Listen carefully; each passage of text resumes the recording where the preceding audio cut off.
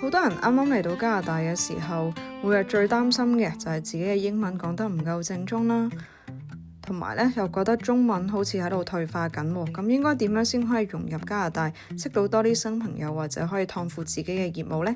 我就同你講啦，融入加拿大呢個多元嘅文化，最危險嘅就係變成一個陌生人。加拿大咧有好多唔同嘅文化體驗活動啦，呢度可以包容唔同嘅經歷、唔同嘅文化。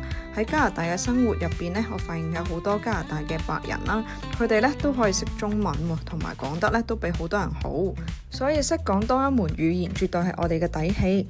適逢世界盃準備進入尾聲啦，全城喺度狂歡慶祝。如果咧想可以一齊揾到睇波嘅朋友啦，去學習粵語啦，咁一定唔可以錯過我哋嚟緊準備嘅活動，就係我哋嘅 Cantonese Meetup Exchange 啦。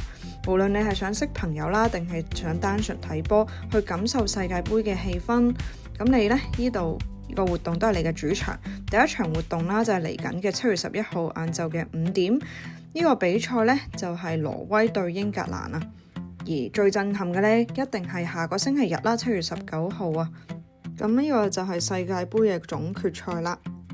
咁所以呢，加拿大呢度啦有超過450種唔同嘅文化，而識多種語言呢，都係我哋嘅文化資本啦，同時都可以幫我哋擴充人民，提供商業嘅能力。希望喺活動見到大家啦。你好，咁一你需要咩？唔好意思，我冇關聯話新幣，我要1萬新幣定係8萬新幣？